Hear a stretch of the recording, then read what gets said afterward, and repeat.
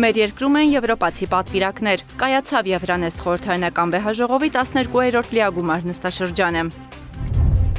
Բյուջեն առաջին անգամ է, որ քննարկվում է Ադրբեջանի հետ հաստատված խաղաղության պայմաններում։ 2026 թվականի ֆինանսական գլխավոր փաստաթուղթը ազգային ժողովում է։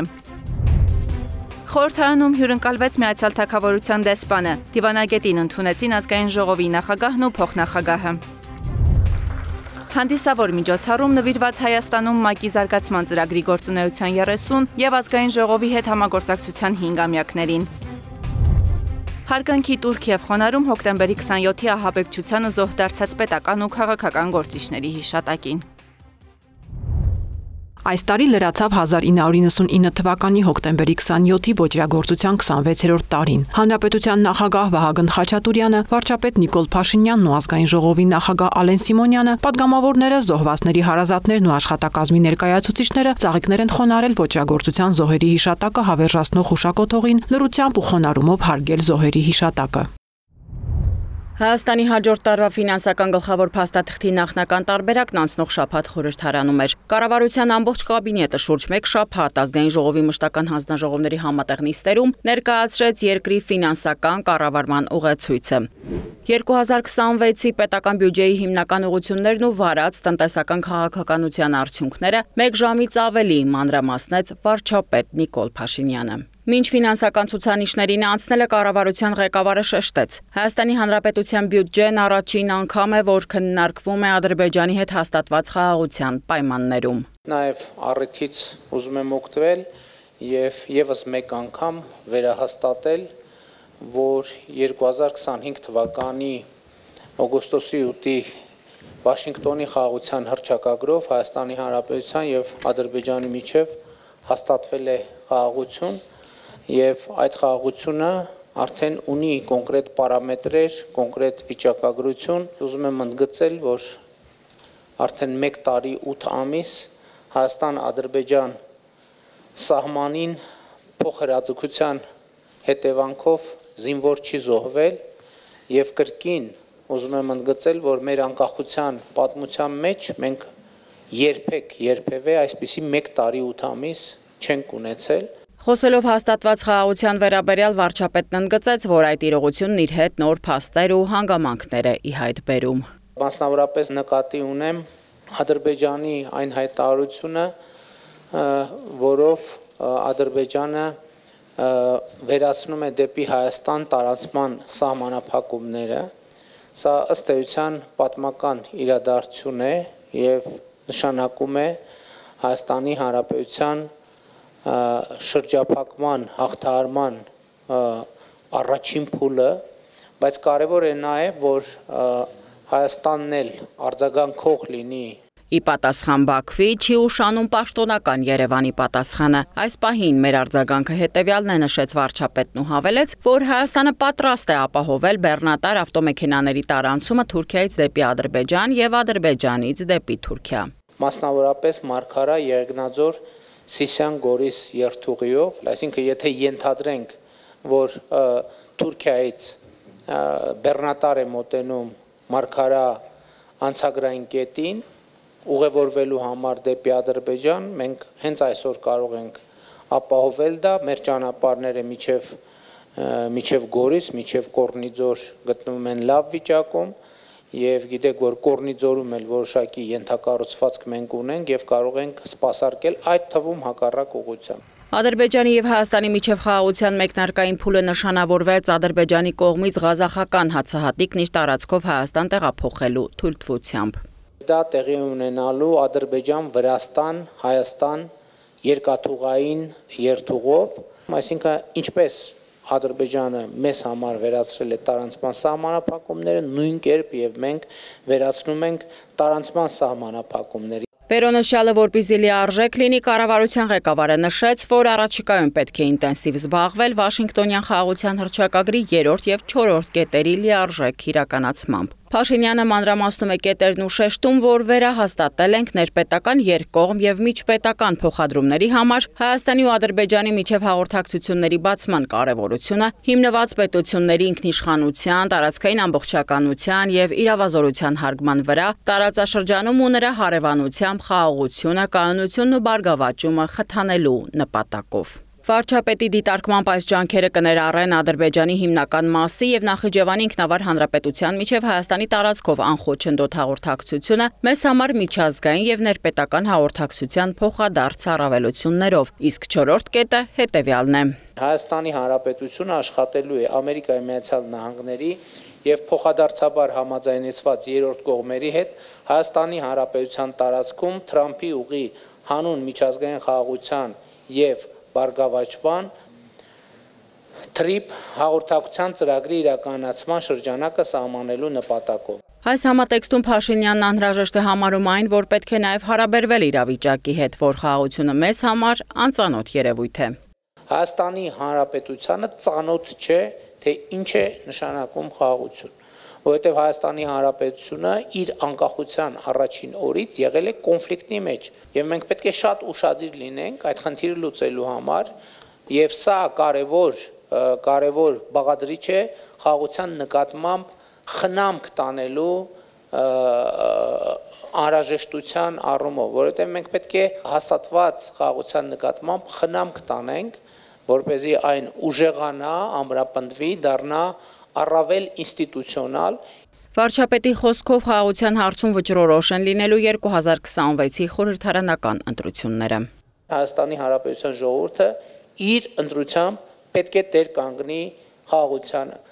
Հակառակը Հայաստանը յետ գլորելն է կոնֆլիկտի եւ ֆորպոստի տրամաբանության մեջ։ Ուզում եմ ընդգծել, որ խաղաղությանը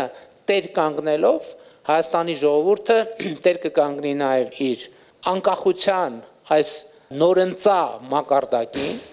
իր ինքնիշխանությանը, իր պետությանը։ Վերադառնալով 2021 թվականի ընտրություններին վարչապետը խոսեց ապագա կարգախոսից։ Հիմա մենք այսօր ապրում ենք այդ ապագայի մեջ։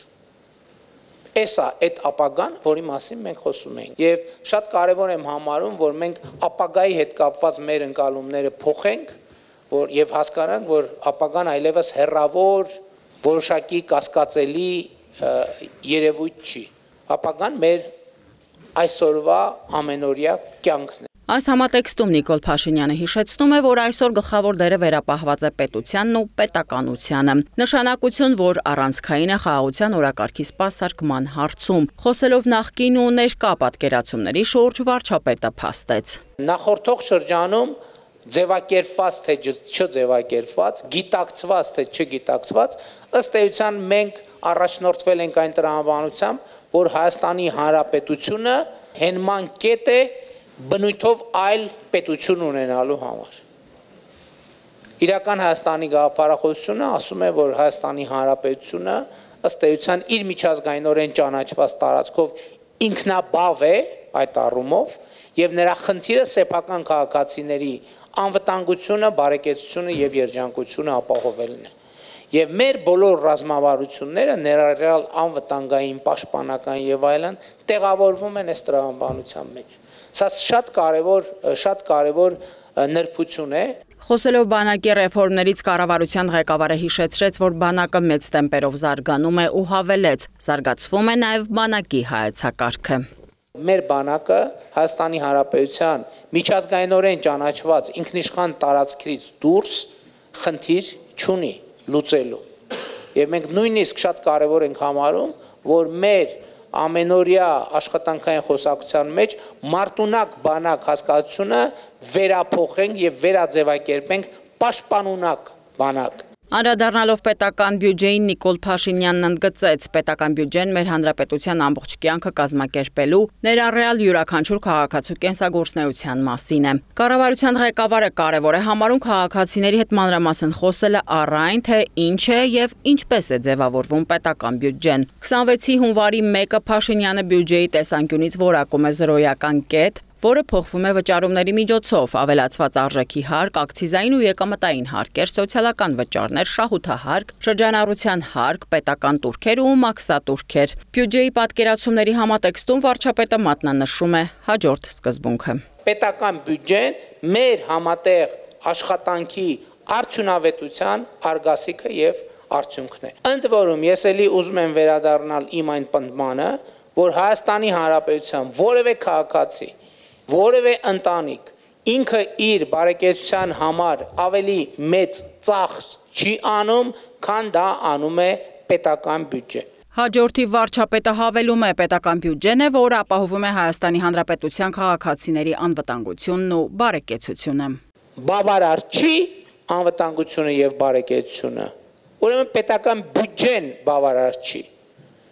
Բավարար չի պետական բյուջեն, ուրեմն մենք բավարար չափով հազար ներողություն գիտեմ, որ սենց հայտարարությունները նաև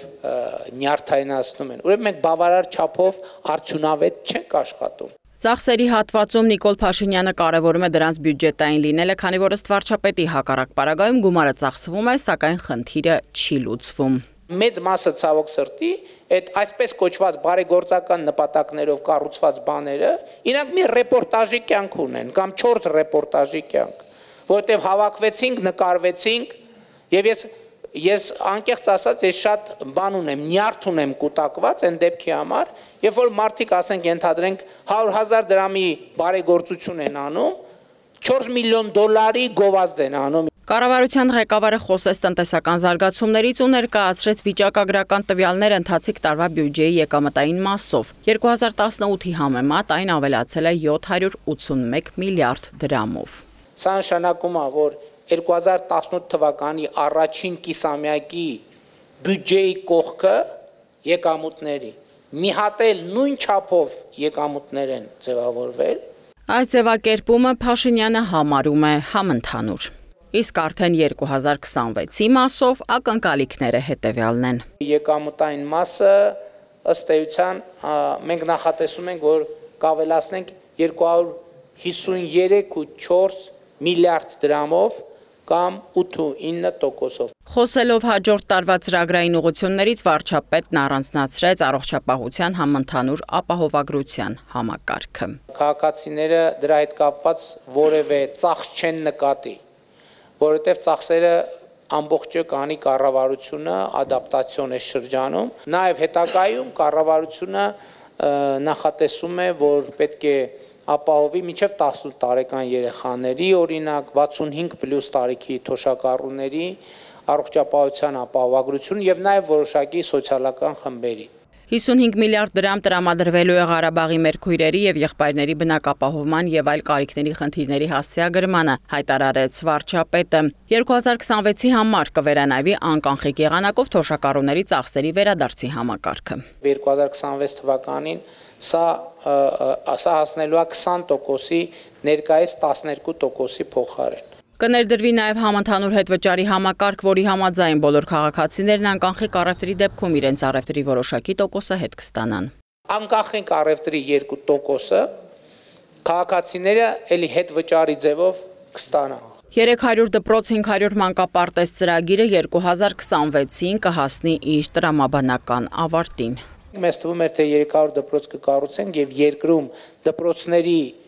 պահանջարկը դրանով կբավարարվի։ Եվս 3 հատ 300 պետքա կառուցենք, որպեսզի կրթության պատշաճ մակարդակ տեղի ունենա։ Հայաստանում աղքատության տոկոսը շարունակում է բարձր մնալ, պետք է հասկանալ երևույթն ու պատճառները։ Վարչապետը մատնանշում է նաև աղքատության հաղթահարման ուղիներն ու փաստում միակ ճանապարհը գիտելիք ստանալն ու աշխատելն է։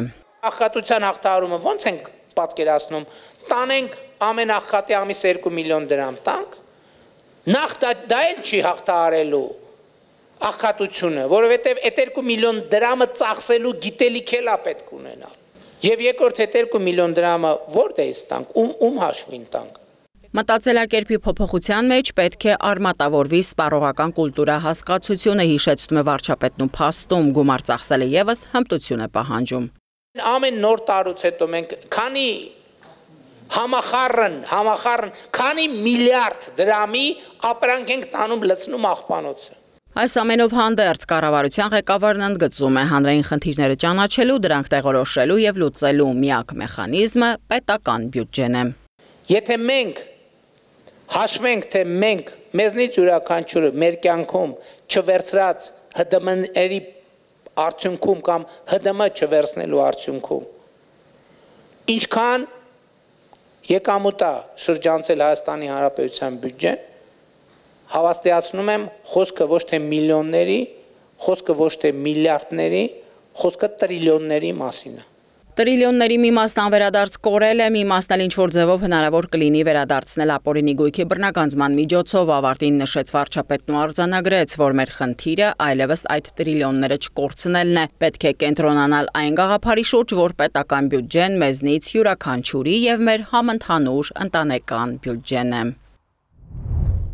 2026 թվականի պետական բյուջեի նախագծով ազգային ժողովի աշխատակազմին իր ծախսային ծրագրի իրականացման մասով հատկացվել է մոտ 7 միլիարդ դրամ։ Ներկայացնելով 2026 թվականի բյուջեի նախագծով օրենսդիր մարմնի համար նախատեսված ֆինանսական հատկացումներն ու իրականացվելիք միջոցառումները նշել է ազգային ժողովի աշխատակազմի ղեկավար գլխավոր քարտուղար Դավիթ Առաքելյանը։ Ազգային ժողովի գործունեության ապահովում օրենսդրական վերլուծական ներկայացուցչական ծառայություններ 6.2 միլիարդ դրամ, ազգային ժողովի աշխատակազմի պետական ծառայողների վերապատրաստում 1.3 միլիոն դրամ, ազգային ժողովի դերի բարձրացման ուղղված միջոցառումների իրականացում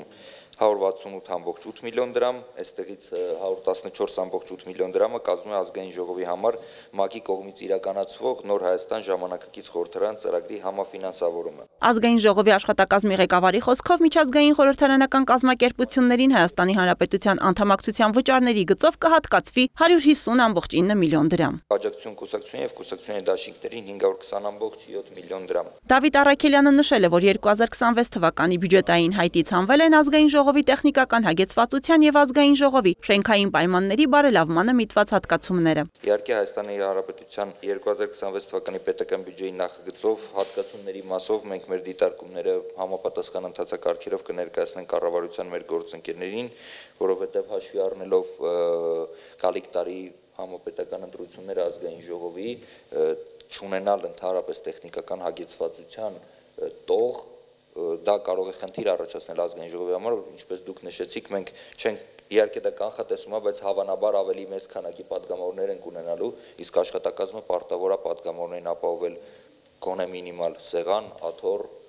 համակարգիչ, տպիչ սարքավորում եւ չունենալով ուղղակի այդ տողը եւ չունենալով անգամ այդ տողը առաջնահերթություններում մենք ուղղակի չենք կարող ապահովենք դա։ Աշխատակազմի ղեկավար գլխավոր քարտուղար Դավիթ Առաքելյանը պատասխանել է նաեւ падգամավորների հարցերին։ Ազգային ժողովի նախագահ Ալեն Սիմոնյանն ընդունել է Հայաստանում Մեծ Բրիտանիայի եւ Հյուսիսային Իռլանդիայի Միացյալ Թագավորության նորանշանակ արտակարգ եւ լիազոր դեսպան Ալեքսանդրա Պամելա Քոուլին։ Շնորհավորելով դեսպանին պաշտոնը ստանձնելու կապակցությամբ Ալեն Սիմոնյանը հույս է հայտնել, որ նորանշանակ դեսպանն իր ներդրումը կունենա Հայաստան Միացյալ Թագավորություն բազմոլորտ հարաբերությունների զարգացման եւ խորացման գործում։ Զրուցակիցները քննարկել են ինչպես երկկողմ հարաբերություններին ու միջխորհրդարանական կապերի զարգացմանը վերաբերող հարցեր, այնպես էլ անդրադարձել են տարածաշրջանային զարգացումներին եւ Հայաստանի ու Ադրբեջանի միջև հաստատված խաղաղության գործընթացին։ Մեծ Բրիտանիայի եւ Հյուսիսային Իռլանդիայի Միացյալ Թագավորության դեսպանին հանդիպել է նաեւ ազգային ժողովի փոխնախագահ Ռուբեն Ռուբինյանը։ Զրուցակիցները խոսել են Հայաստանի եւ Միացյալ Թագավորության միջև խորացող համագործակցությունից, քննարկել տարածաշրջանային հարցեր։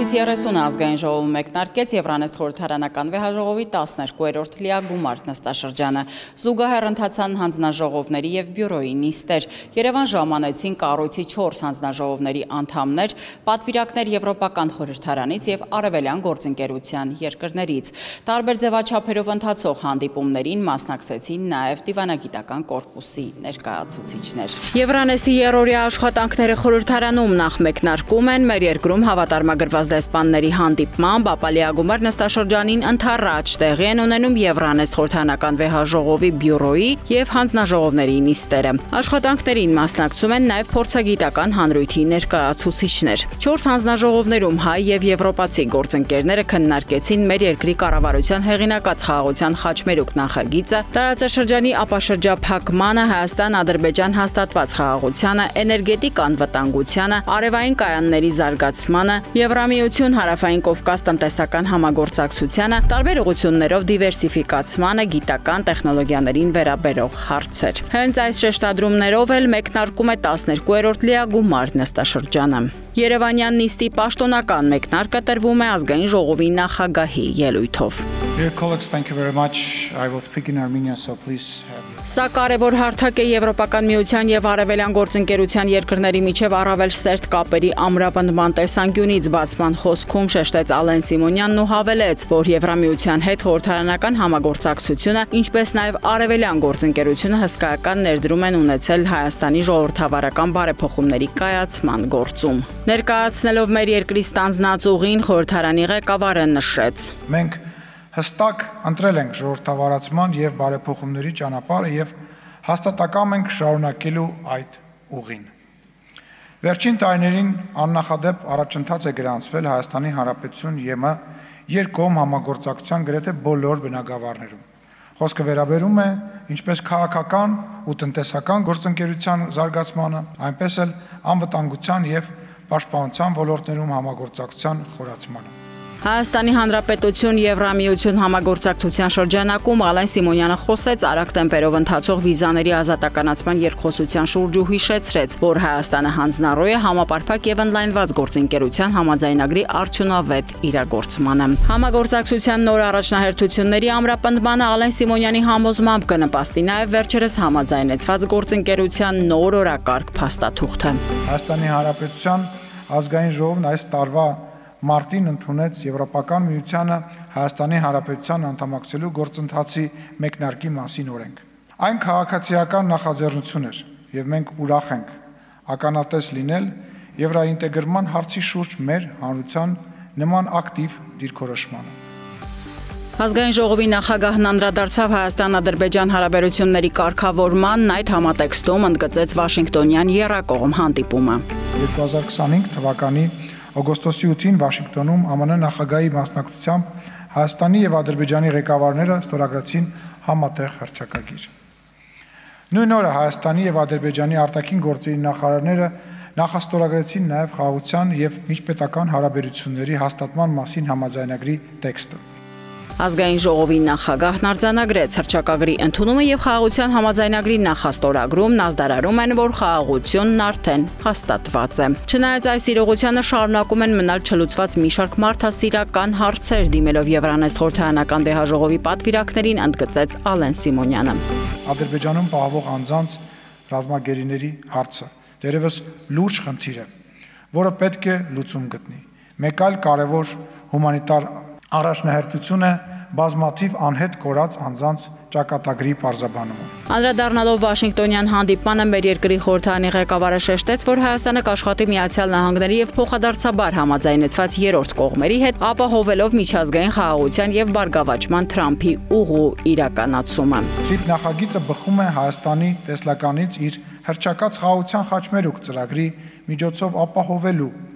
անխափան տարածաշրջանային հաղորդակցությունը։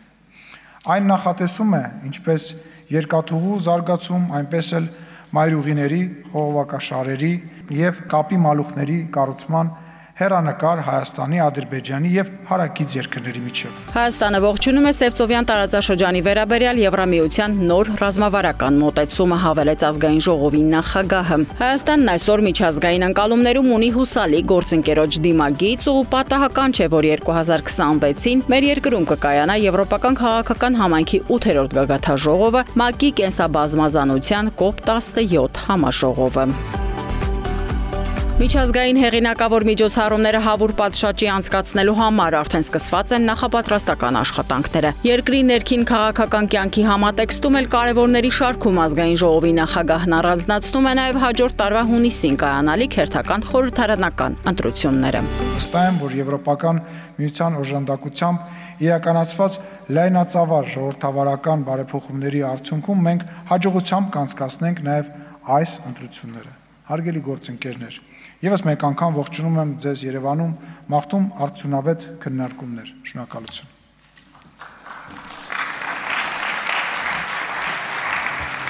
Նշենք, որ մեր երկիրը 2011-ից Եվրանեստ խորհրդարանական վեհաժողովի անդամ է ու կառույցիլիագումար նստաշրջանն արդեն երկրորդ անգամ է անցկացվում Երևանում։ Առաջինը կայացել էր 2015-ին։ Վեհաժողովականների հիշողություններում դեռ թարմ է հայկական հյուրընկալությունը։ Այս պատմական քաղաքում Երևանում պատիվ ունեմ խոսել Եվրոպական խորհրդարանի նախագահի անունից։ Երախտագիտություն եմ հայտնում Հայաստանի ազգային ժողովի նախագահին ու խորհրդարանականներին ջերմ հյուրընկալության եւ աշխատանքները բարձր մակարդակով կազմակերպելու համար։ Պարոն նախագահ, ձեր հանձնառությունը վկայությունն է առ այն, որ դուք կարևորում եք եվրոպական երկխոսությունն ու համագործակցությունը։ Եվրանեստ խորհրդարանական վեհաժողովն ավելին է, քան երկխոսության հարթակը, այն մեր հավաքական, քաղաքական կամքի օրինակն է, հավելում է Յունուս Օմարժենու փաստում, որ այս հարթակի միջոցով Եվրամիությունն ու գործընկերները Արևելյան Եվրոպայում կարող են ստեղծել խաղաղության, ժողովրդավարության, բարգավաճման եւ մարդու իրավունքների սկզբունքների հարգման վրա կառուցված խաղաղություն։ Այս համատեքստում եվրոպացի պաշտոնյան անդրադարձավ Հայաստան-Ադրբեջան հարաբերություններին ողջունելով խաղաղության հաստատման ուղղությամբ ներդրվող ջանքերը։ Եվրոպական խորհրդարանը հանձնառու է աջակցելու այս նուրբ միևնույն ժամանակ շատ կենսական գործընթացին։ Օմարժեն հայաստանյան ամբիոնից պատմական որակեց վերջերս մեր երկրի խորհրդարանի ընդունած Եվրամիությանն անդամակցելու գործընթացի մասին օրենքը։ Սա խորհրդանշական ժեստ չէ, սա ռազմավարական ընտրություն է, եվրոպական ժողովրդավարական ընտանիքի միանալու տեսանկյունից։ Եվրոպական խորհրդարանի փոխնախագահը Իլերումն վերենշվածին ընդգծում է, խորհրդարանը պատրաստ է աջակցել Հայաստանին, եթե որոշվի պաշտոնապես ներկայացնել թեկնածություն Եվրամիությանն անդամակցելու համար։ Վերջին ժամանակահատվածում մեր երկրի եւ Եվրամիության միջև հաստատված է բազմոլորտ համագործակցություն, ինչը շատ կարևոր է երկուստեք գործընկերային նոր մթնոլորտ ձևավորելու տեսանկյունից։ Մեր երկիրը եվրոպական կառույցներում այսօր այլ դեմք ունի եւ հայ գործընկերների հետ փոխգործակցությունն ունի նոր մակարդակ։ Շատ խոսվեց նաև արևելյան գործընկերության երկրներում ժողովրդավարության վիճակի մասին եւ ես պետք է շեշտեմ, որ Հայաստանի մասին դրական արձագանքները շատ էին, այսինքն մենք պատկերացնում ենք, որ այսքան մեծ թվով հյուրեր կգային Երևանում, եթե մեր ժողովրդավարության մակարդակը բարձր չէր լինի։ Economist Intelligent Unity տվյալներով Հայաստանը բարելավել է իր դիրքը ժողովրդավարության ինդեքսում 165 պետությունների շարքում անցնող 7 տարվա ընթացքում 111-րդ տեղից բարձրանալով 82-րդ տեղը, ինչը նշանակում է 29 հորիզոնականով առաջընթաց։ Կարծում եմ սա այն առաջընթացն է, որով մենք պետք է հպարտանանք։ Պատգամավորը եվրոպացի գործընկերներին ներկայացրեց նաև մեր երկրում մամուլի ազատության վիճակն ու մատնանշեց միջազգային կազմակերպության կողմից այդ մասով մեզ տրված գնահատականը։ Լրագրողներ առանց սահմանների միջազգային ոչ կառավարական կազմակերպության տվյալներով Հայաստանը մամուլի ազատության մակարդակով 180 երկրների շարքում զբաղեցնում է 34-րդ տեղը։ Ի դեպ, այս ցուցանիշով Հայաստանը առաջ է ԵՄ9 անդամ երկրներից։ Համեմատության համար ասեմ, որ 2017 թվականին, երբ իշխանության էին ներկա ընդդիմադիրները, Հայաստանը այս ցուցանիշով գտնվում էր 79-րդ տեղում։ Երևանյան նիստում որոշվեց կառույցում ազգային ժողովի պատվիրակության ղեկավար Մարիա Կարապետյանին խորհրդարանական վեհաժողովում վստահել համանախագահի պաշտոնը։ Our session in Yerevan where our colleague head of Armenian delegation will assume this position. So congratulations Maria.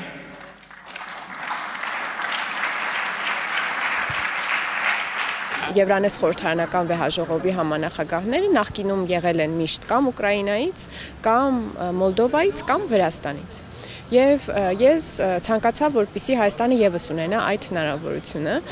Դա մոտ 4 տարի առաջ էր եւ ահա 4 տարի անց վերջապես կարելի ասել մենք հասանք մեր նպատակին եւ Հայաստանը դարձավ Եվրանես խորհրդարանական վեհաժողովի համանախագահ Արևելյան գործընկերության կողմից եւ քանի որ ես եմ պատվիրակության ղեկավարը, այդ պաշտոնը ես ստանձնեցի։ Երևանյան աշխատանքների առանցքում 4 զեկույցեր տնտեսական, կրթական, ժողովրդավարական ու անվտանգային հարցերով։ Պատվիրակները հանդես եկան ազգային շահերից բխող առանցքային ելույթներով։ Ցավոք պետք է արձանագրեմ, որ Կարմիր խաչի միջազգային կոմիտեի գրասենյակը Բաքվում փակվել է։ Մենք տեղեկություն չունենք մեր հայրենակիցների վիճակի մասին։ Շնորհակալ ենք Եվրոպայի մեր գործընկերներին, ովքեր այս հարցով ակտիվ են, բանաձևեր են մշակում։ Սակայն կարևոր են մարդասիրական գործողությունները։ Պետք է խնդրել Բաքվում առաքելություն իրականացնող Եվրամիության դեսպաններին այցելել բանտերում պահվող մեր հայրենակիցներին եւ տեղեկություն փոխանցել մեզ։ Քննարկումների առանցքում էին նաեւ աշխարհում ընթացող պատերազմներն ու Հայաստան-Ադրբեջան արդեն հաստատված խաղաղության գործընթացը։ Խորհրդարանական վեհաժողովի համանախագահ Սերգեյ Լագոդինսկին անթակույց փաստում է։ Երևանում վստահության, նորարարական գաղափարների ու լավ տրամադրության շունչ եմ զգում, կախիզախ համագործակցության ու համատեղ ճակատագիր կերտելու պատրաստակամություն։ Ժամանակն է գործել համատեղ։ Մատնանշելով խաղաղությանը միտված վարչապետ Փաշինյանի քաղաքականությունը Լագոդինսկին ընդգծում է։ Մենք համարձակություն ենք ցուցաբերում ինչպես ձեր վարչապետը, որը քաջալերում է խաղաղությունը եւ քաջալերում է դա նոր եղանակներով։ Մենք վստահում ենք ձեր ժողովրդավարությանն ու ձեր կառավարությանը։ Ուրախ ենք, որ Հայաստանը որոշեց հյուրընկալել Եվրանեստ խորհրդարանական վեհաժողովը։ Թուրքիայից падգամավորներ են ժամանել Հայաստան, որը նոր ֆորմատ է։ Առաջին անգամ եմ Հայաստանում։ Կարծում եմ մենք մշակութային առումով շատ նման ենք։ Մարդիկ շատ բարյացկամ են մեր նկատմամբ։ Ես հավատում եմ, որ խորհրդարանական դիվանագիտությունը շատ կարևոր է խաղաղության եւ մեր երկրների միջև հետագա հարաբերությունների համար։ Իսկ տարածաշրջանի ապաշրջափակման տեսանկյունից կարևորում եմ թռիփ նախագծի իրագործումը։ Իսկ արդեն ազգային ժողովի ամբիոնից Եվրոպական հանձնաժողովի փոխնախագահ Կայա Կալասի ուղերձը ներկայացրեց Եվրոպական արտաքին գործողությունների ծառայության Արևելյան Եվրոպայի եւ Կենտրոնական Ասիայի հարցերով տնօրենի տեղակալը։ Եվրամիությունը ցուցաբերում է հետևողական աջակցություն տարածաշրջանը բերելու կայուն խաղաղության, բարգավաճման ու զարգացման։ Մենք աջակցում ենք Հայաստանի բաց լինելը միջազգային մակարդակով։ Ուրախ եմ, որ Հայաստանն ընտրում է եվրոպական ուղին։ Կարծում եմ, որ դա միակ տարբերակն է հայ ժողովրդի համար, քանի որ դուք եվրոպացի եք, ամենահին քրիստոնյա ազգերից եք Եվրոպայում, այնպես որ մենք ունենք ձեր կարիքը եւ կարծում եմ դուք էլ մերը։ Երորյան նիստերն ընթացան աշխատանքային կառուցողական մթնոլորտում, աշխատանքների մի մասը ղեկավարեցին համանախագահներ Մարիա Կարապետյանն ու Սերգեյ Լագոդինսկին։ Ի թիվս այլ ուղղությունների մեր երկրի պատվիրակը խոսեց խաղաղության գործընթացից, падգամավորը փաստեց, որ Հայաստանի առաքելությունը հստակ է Հարավային Կովկասը խաղաղության խաչմերուկ դարձնելու տեսանկյունից։ Ես եւ գործընկերներս խոսեցինք խաղաղության խաչմերուկ նախագծի վերաբերյալ եւ այս քննարկումը իհարկե տեղի էր ունենում մի շատ դրական լուրի ֆոնին, այն է Ղազախստանից դեպի Հայաստան հացահատիկի ներկրումը Ադրբեջանի տարածքով տարանցման միջոցով եւ բնականաբար մենք էլ վերահաստատեցինք Հայաստանի պատրաստակամությունը իր տարածքով տարանցում ապահովելու համար մեր մյուս հարևանների համար։ Արդեն կա տեսլական, թե ինչպես ենք ապաշրջափակելու Հարավային Կովկասի տարածաշրջանը։ Կարծում եմ դա կենսունակ եւ իրատեսական երաշխիք է մեր տարածաշրջանի խաղաղության համար։ Ազգային ժողովի պատվիրակներից Բաբկեն Թունյանն էլ եվրոպացի գործընկերներին ներկայացրեց արևային կայանների զարգացման մասով մեր երկրի մոտեցումները։ Կառավարության ծրագրով նախատեսված է, որ արևային կայանների արտադրած էլեկտրաէներգիայի կշիռը Հայաստանում արտադրված էլեկտրաէներգիայի ծավալում 26 թվականին պետք է հասնի 15%-ի։ Երևանյան աշխատանքների շրջանակում քննարկվեցին նաև բիզնես ոլորտին վերաբերող հարցեր։ Սա թերևս առաջին անգամ էր, որ խորհրդարանը իր դռներն էր բացում երրորդ կողմերի համար իրենց միջոցառումը մեր տարածքում անցկացնելու համար, կարծում եմ շատ հաջող փորձ էր։ Մեր հայաստանյան գործընկերները, թե բիզնեսի ներկայացուցիչները հատկապես խոսեցին վիզաների ազատականացման իրենց սպասումների մասին, որ կցանկանան, որպեսզի դա արագ տեղի ունենա, բայց քանի դեռ մենք սպասում ենք վիզաների ազատականացմանը, անդամ երկրները այդպիսի խնդրանք հնչեց, որպեսզի դյուրացնեն հերթագրման ընթացքը։ Լիագումարի աշխատանքների ավարտին վեհաժողովականները քննարկումների արդյունքում ընդունեցին հանձնաժողովներում ներկայացված զեկույցները։ Վեհաժողովի աշխատանքներին զուգահեռ ազգային ժողովի նախագահ Ալեն Սիմոնյանն ընդունեց Եվրոպական խորհրդարանի փոխնախագահ Յունուս Օմարժեին եւ Եվրանեստ խորհրդարանական վեհաժողովի համանախագահ Սերգեյ Լագոդինսկիին։ Քննարկումների առանցքում էին վեհաժողովի աշխատանքներին Հայաստանի ժողովրդավարական բարեփոխումներին վերաբերող հարցերը, անդրադարձ կատարվեց նաեւ Հայաստանի ու Ադրբեջանի միջև հարաբերությունների կարգավորման գործընթացին։ Եվրանեստ խորհրդարանական վեհաժողովի բյուրոյի անդամներին էլ ընդունեց մեր երկրի վարչապետը։ Ի թիվս այլ ուղղությունների հանդիպման առանցքում էր Հայաստան-Եվրոպական միություն հարաբերությունները։ Երևանյան աշխատանքների շրջանակում խորհրդարանական խմբակցություններում եւ եվրոպական ինտեգրման հարցերի մշտական հանձնաժողովում հյուրընկալվեց ժողովրդավարության աջակցության եւ ընտրությունների համակարգման խմբում Հայաստանի հարցերով առաջատար անդամ Եվրոպական խորհրդարանի падգամավոր Նաչո Սանչես Ամորը։ Քննարկվեցին Եվրամիության հետ համագործակցությանը եւ ներքաղաքական իրավիճակներին վերաբերող հարցեր։ Նաչո Սանչես Ամորը հաջորդիվ հանդիպեց ազգային ժողովի աշխատակազմի ղեկավար գլխավոր քարտուղարին։ Դավիթ Առաքելյանը ներկայացրեց աշխատակազմի ստորաբաժանումների կարողությունների զարգացման առաջնահերթությունները։ Ես նշանակվել եմ Հայաստանի հարցերով գլխավոր անդամ։ Գործունեությանս առանցքում լինելու է Հայաստանի խորհրդարանի հետ համագործակցությունը թե քաղաքական խմբերի, թե աշխատակազմի մասով։ Վեհաժողովի աշխատանքներին զուգահեռ տեղական լրատվամիջոցների համար իրականացվեց նաև ճեպազրույց։ Եվրանեստ խորհրդարանական վեհաժողովի 12-րդ լիագումար նստաշրջանն ավարտվեց այն արձանագրմամբ, որ Հայաստանն այսօր ժողովրդավարության տեսանկյունից ասելիք ունեցող երկիր է։ Նշենք, որ հաջորդ 13-րդ լիագումար նստաշրջանը տեղի կունենա 2026-ին Բրյուսելում։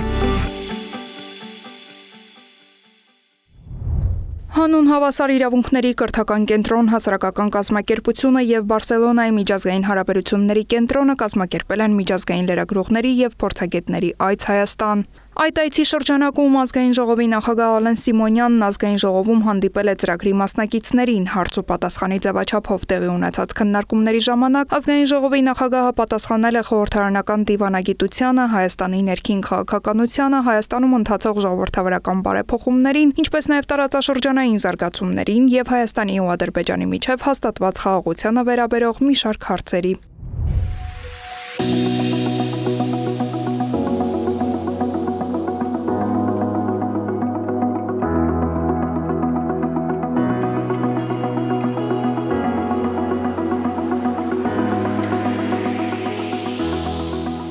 Վերջին 3 տասնամյակում ՄԱԿ-ի զարգացման ծրագիրը եղել է Հայաստանի հուսալի գործընկերը, աջակցելով մեր երկրում իրականացվող ժողովրդավարական բարեփոխումներին։ Այս համագործակցության կարևոր շարունակությունն է նաև ազգային ժողովի եւ ՄԱԿ-ի զարգացման ծրագրի վերջին 5 տարվա արդյունավետ գործընկերությունը, որի արդյունքներն ու ձեռքբերումներն ամփոփվեցին խորհրդարանում կայացած հանդիսավոր արարողության ընթացքում։ Շնորհավորական խոսքով հանդես եկավ ազգային ժողովի նախագահը Ալեն Սիմոնյանը նախնշեց, որ ՄԱԿ-ի զարգացման ծրագրի հետ համագործակցությունը մեծ նպաստ է բերել Հայաստանի ժողովրդավարական, տնտեսական եւ ինստիտուցիոնալ առաջընթացին, ապա հավելեց. Ես ուզում եմ անկեղծ շնորհակալություն հայտնել մեր գործընկերներին, որովհետեւ այն ծրագիրը, որը մենք միասին իրականացնում ենք, ակնհայտ ամենաերևացող եւ ամենաերկարատևներից մեկն է։ Հույս ունեմ, որ ծրագիրը շարունակական կլինի, որովհետեւ իմ ընկալմամբ մենք կարողանում ենք միասին աշխատել, մենք կարողանում ենք համագործակցել։ Տեսանյութ, որը պատմում է ազգային ժողովի եւ ՄԱԿ-ի զարգացման ծրագրի համատեղ նախաձեռնությունների մասին, մի քանի րոպեում ամփոփվեցին համագործակցության առավել նշանավոր պահերն ու իրադարձությունները։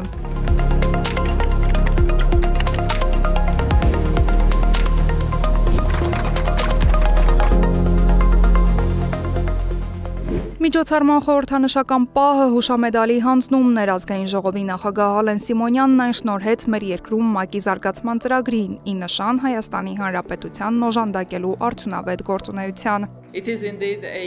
Մեզ համար մեծ պատիվ է եղել Հայաստանի կողքին կանգնել վերջին 30 տարիների ընթացքում։ Տնտեսական անկումից բնական աղետներից մինչև կայունության վերականգնման բաղձալի ժամանակներ։ 5 տարվա մեր համագործակցությունն իրապես շոշափելի արդյունքներ է տվել։ Սա հնարավոր չէր լինի, եթե չլիներ Հայաստանի, Շվեդիայի, Նորվեգիայի, Կանադայի կառավարությունների սերտ գործակցությունը։ Շնորհավորական խոսքով հանդես եկան նաև մեր երկրում Շվեդիայի եւ Կանադայի դեսպանները։ We are always trying to improve everything. Մենք ակտիվորեն փորձել ենք աջակցել Հայաստանի ժողովրդավարական հաստատություններին ուժեղացնելու հաշվետվողականության ուղղությամբ կարողությունները։ Շվեդիայի կառավարությունը վերահաստատում է իր շարունակական աջակցությունը Հայաստանի խորհրդարանին։ Հարգելի հյուրեր, շնորհակալություն եւ շնորհավոր։ Շատ ուրախ եմ այսօր այստեղ լինել ձեզ հետ։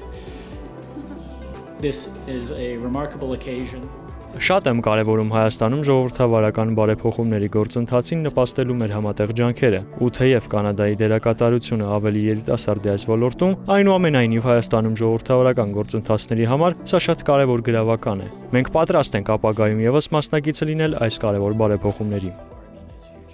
Խորհրդանշական է, որ հոբելյանական այս միջոցառմանը մասնակցում են նաև Մատենադարանի ներկայացուցիչները, քանզի ազգային ժողով Մատենադարան համագործակցության արդյունքում եւ ՄԱԿ-ի զարգացման ծրագրի աջակցության շնորհիվ ծաղկելու արվեստ կրթական ծրագրի սաները ստեղծել են պատկերազարդ ալբոմ։ Շիրակաց ու թվաբանական խնդիրներ խորագրով ալբոմը ներկայացվեց ազգային ժողովում։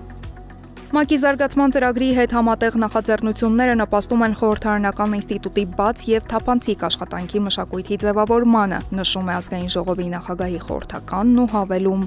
Մենք շատ բարձր ենք գնահատում միջազգային գործընկերների հետ մեր համագործակցությունը, հատկապես ՄԱԿ-ի զարգացման ծրագրի հետ աշխատանքը, եւ սրա առհավատչան այն է, որ մեր գործունեությունը տեսլականից վերածվել է հստակ գործողության եւ կարճաժամկետ ծրագրերը արդեն իսկ երկարատև համագործակցության հիմքեր ունեն, ինչի համար մենք շնորհակալ ենք նախ ՄԱԿ-ի զարգացման ծրագրի աշխատակիցների կատարած աշխատանքների համար եւ հատուկ շնորհակալություն ազգային ժողովի նախագահ պարոն Ալեն Սիմոնյանին խորհրդարանում հստակ բարեփոխումներ իրականացնելու կամքի համար։ Այս համագործակցությունը մասն է շարունակական բարեփոխումների, որոնք ներառում են տարբեր ուղղություններ ու ոլորտներ։ Սրանք էլ ՄԱԿ-ի զարգացման ծրագրի խորհրդարանական ծրագրի համակարգողի խոսքերն են։ Ծրագիրը այս համագործակցության արդյունքում դարձել է միջազգային հարթակում շատ ճանաչելի։ Մեզ կապում են տարբեր երկրների գործընկերներ, խոսելով այս ծրագրի մասին, դա ցույց է տալիս, որ արդեն Հայաստանից դուրս ենք նայած ճանաչելի դարձել որպես օրինակելի։ Միջոցառումն ամփոփվեց շնորհավորական խոսքերով ու նոր ծրագրերի իրականացման դրական սպասումներով։ Աշխատանքի եւ սոցիալական հարցերի նախարարությունը մշակել է նախագիծ, որն առնչվում է աշխատանքային վեճերի լուծման արտադատական մեխանիզմի ներդրմանը։ Կառավարության 2021-2026 թվականների ծրագրով նախատեսվում է ավելի հեշտացնել աշխատողների համար իրենց ենթադրյալ աշխատանքային իրավունքների պաշտպանության մեխանիզմը։ Օրենքի նախագծով քաղաքացուն ընձեռվում է ընտրության հնարավորություն դիմելու դատարան կամ աշխատանքային վեճերի լուծման հանձնաժողով։ Աշխատանքային օրենսգրքում առաջարկվող կարգավորումներին անդրադարձ է կատարվել աշխատանքի եւ սոցիալական հարցերի մշտական հանձնաժողովում կազմակերպված քննարկման ընթացքում։ Մասնակիցները ներկայացրել են մշակված մոդելներ կառույցի վերաբերյալ։ Ըստ այդ առաջարկների այն պետք է լինի առանձին կառույց կամ էլ առողջապահական եւ աշխատանքի տեսչական մարմնի կամ աշխատանքի ու սոցիալական հարցերի նախարարության կազմում։ Նախագծի վերաբերյալ մի շարք առաջարկներ ու խնդիրներ կքննարկվեն առաջիկա հանդիպումների ընթացքում։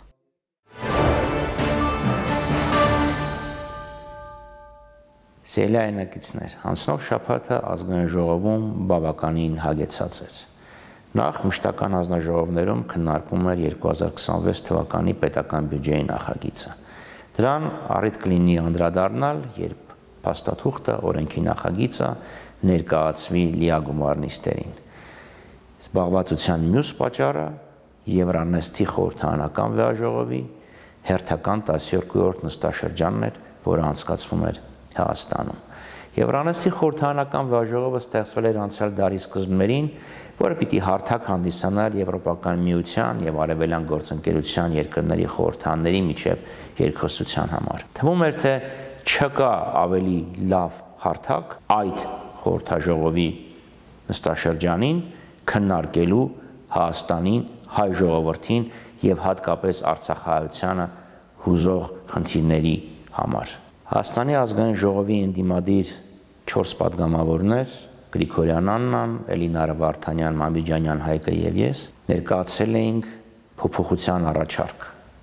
ներկայացված զեկույցում։ Մեզ, որպես համահեղինակներ, միացել էին նաեւ Եվրոպական խորհրդարանի սոցիալիստների եւ դեմոկրատների խմբակցության 2 պատգամավորներ։ Մեր առաջարկությամբ խորհրդարանական վեաժողովը պահանջում էր Ադրբեջանից անհապաղ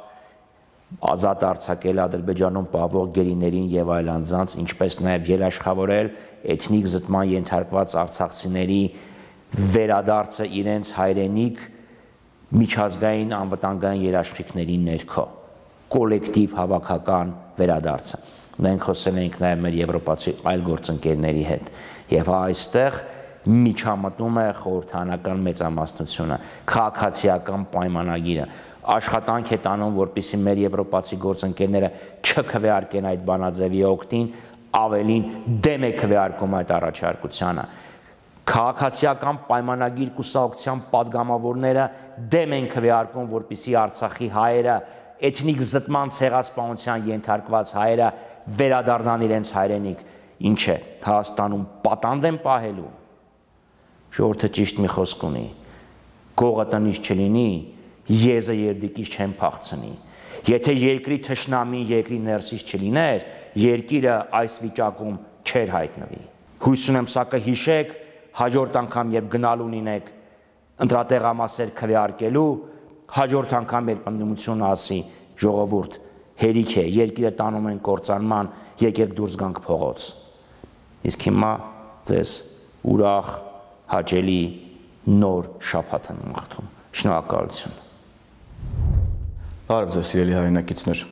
Այսօր մենք գտնվում ենք կարևորագույն հանգրվանում, երբ տասնամյակների, ինչու ոչ հարյուրամյակների պատմական շրջափուլը վերջապես ավարտվում է, եւ մենք, հայ ժողովուրդը, թևակողում է խաղաղության դարաշրջան, հարևանների հետ հաստատում է դիվանագիտական հարաբերություններ, առնվազն կառավարելի են դառնում, եթե ընդհուպ չեն վերանում մեր երկրի շուրջ առկա ռիսկերը, թշնամանքը։ Եվ քանի որ Հայաստանի Հանրապետությունը դուրս է գալիս քաղաքական, տնտեսական եւ ռազմական շրջափակումից, հետեւաբար դուրս է գալիս կայսրությունների մեզ համար եւ իրենց հարմար սցենարից, մեր պետականության ու ժողովրդավարության վրա հարձակումները ուժ գնանում են։ Դրանք արտահայտվում են ապատեղեկատվությունների, քաղաքացիներին մանիպուլացնելու, նորից խաբելու ձևով, թե արտաքին ուժերի, թե Հայաստանում նրանց սպասարկող ուժերի կողմից։ Դուք տեսնում եք, որ կանխվում են ահաբեկչական գործողությունների նախապատրաստումներ, բնում խեղդվում են Հայաստանի ինքնիշխանության դեմ դուրս եկած մարդկանց ծրագրերը։ Այս ամենը ժողովրդավարության եւ մեր պետականության, մեր ազատության պաշտպանության մասին է։ Պատկերն առավել քան պարզ է։ Հայաստանի նախկին 3 նախագահներ, դրսից ուղարկված օլիգարխներ, կեղծ քաղաքագետներ, ֆեյք լրագրողներ, եկեղեցին գրաված Կտրիշ Ներսիսյանն ու ընկերները եւ այս բոլորի հետ փոխկապակցված տարբեր խմբեր ամեն բան անում են Հայաստանը վերադարձնելու իրենց ուզած ժամանակներին, երբ հայ ժողովրդի ճակատագիրը որոշվում էր Հայաստանի սահմաններից դուրս, իսկ իրենք էլ այստեղ վայելում էին գուբերնատորի կարգավիճակը։ Խաղաղության կառուցման ճանապարհին մեզ համար կարևորագույն խնդիր է շարունակում մնալ Ադրբեջանում պահվող մեր բոլոր հայրենակիցների վերադարձը իրենց ընտանիքներ եւ այս ուղղությամբ ամենօրյա աշխատանք է իրականացվում։ Սիրելի հայրենակիցներ, մենք հավատում ենք խաղաղությանը, մենք արդեն տեսնում ենք խաղաղությունը եւ ձեզ հետ միասին պայքարելու ենք մեր քույրերի ու եղբայրների կյանքի գնով վաստակած խաղաղությունն ամրացնելու, մեր երազանքի պետությունն ունենալու համար։ Կեցցե անկախ Հայաստանի Հանրապետությունը, կեցցե ազատ հայ ժողովուրդը։